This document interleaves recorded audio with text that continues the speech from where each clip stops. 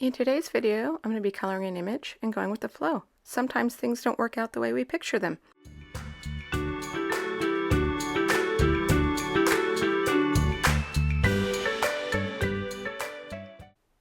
Hi, I'm Stacy and welcome to my channel. I hope you enjoy and are inspired to create.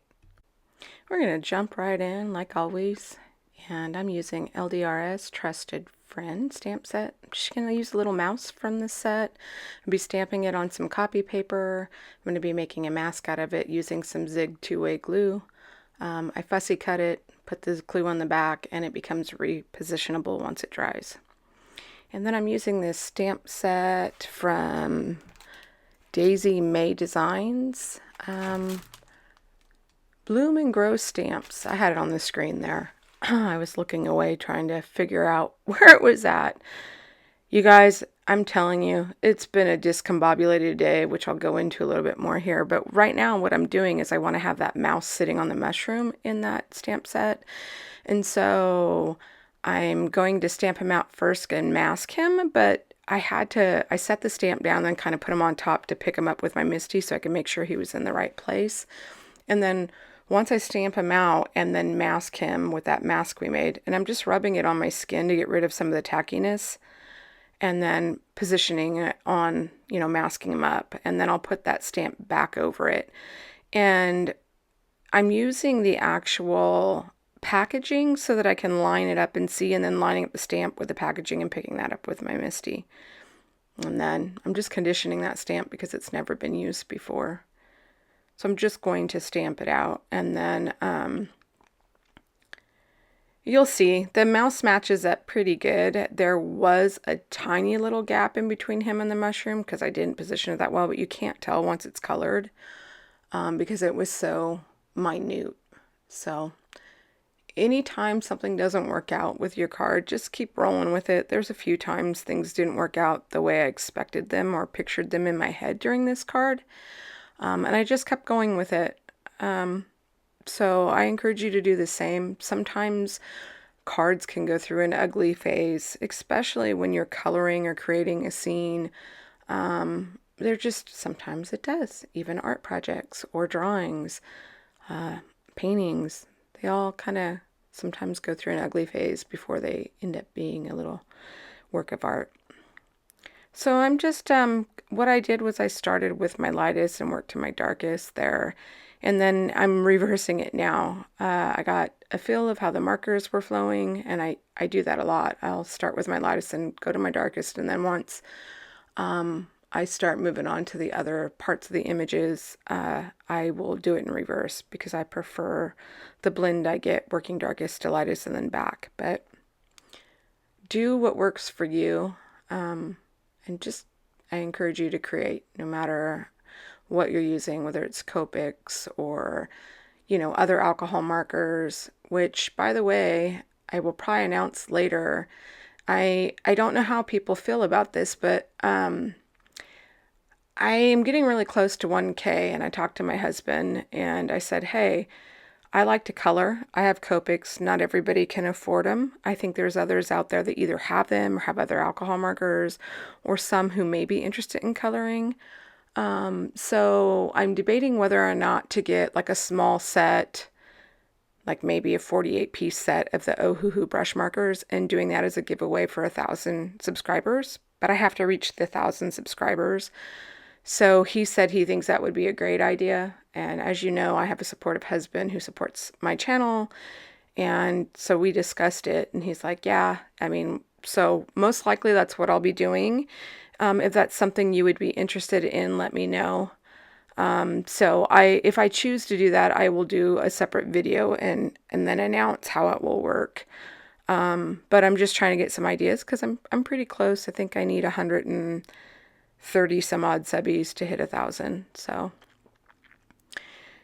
anyway, like I said, I was feeling a bit discombobulated today. Had a rough night of sleeping, weird dreams. And then I was like, oh man, I got to do the voiceover for this. And then I still need to work out for today.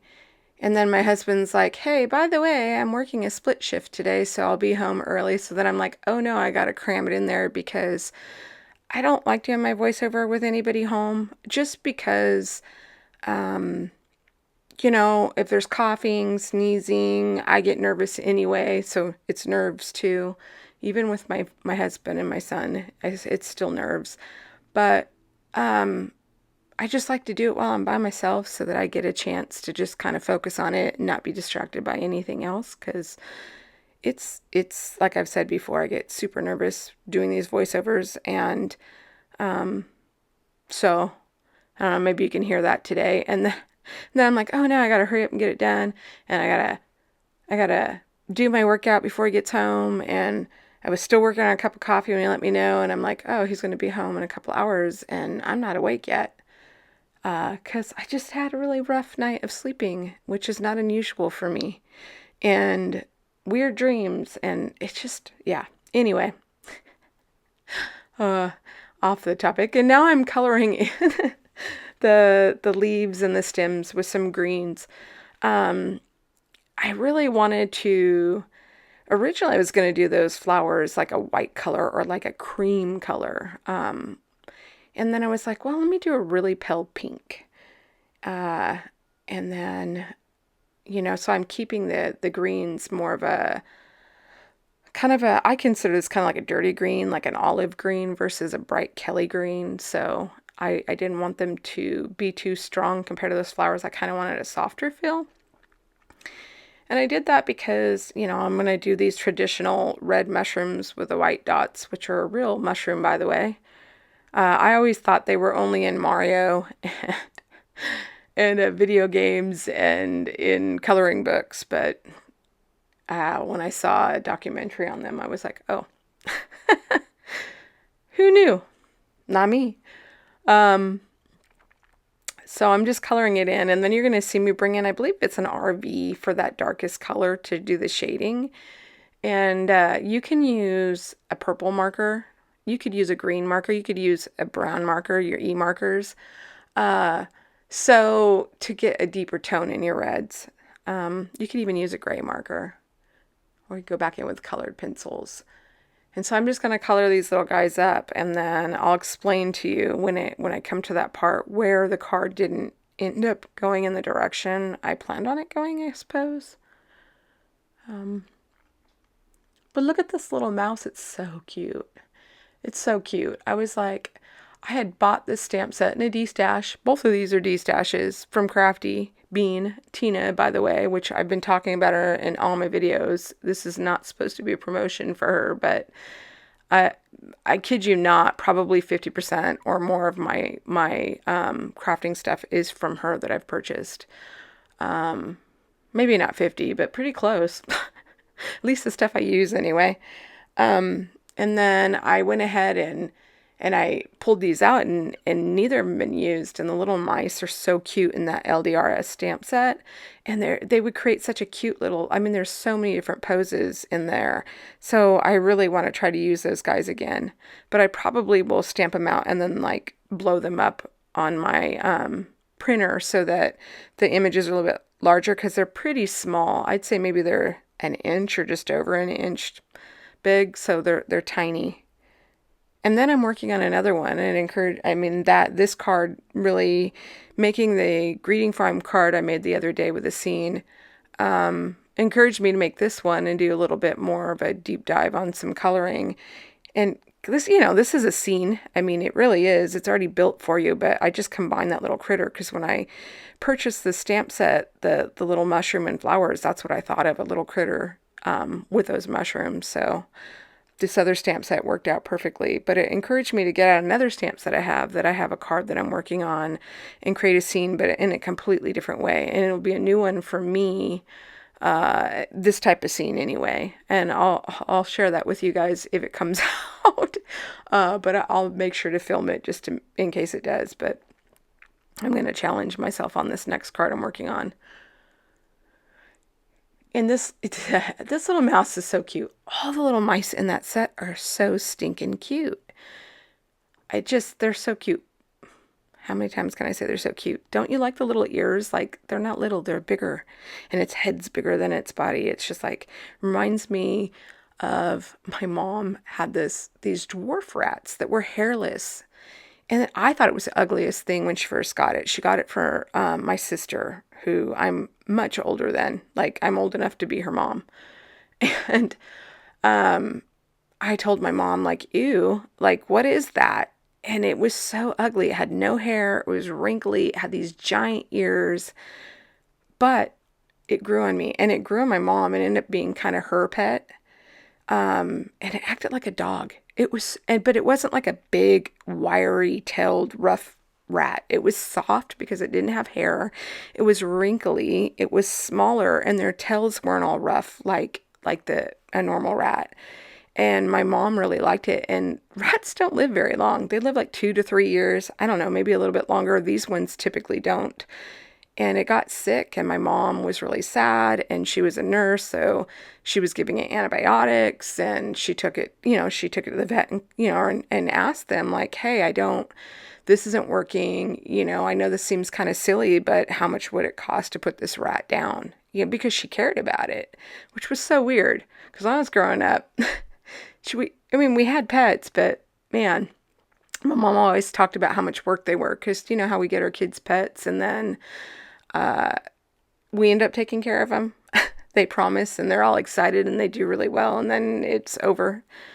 So, yeah, and then she bought my daughter one at that time, and my daughter was, I don't know, 4 or 5, maybe a little bit older. I don't think she was that old.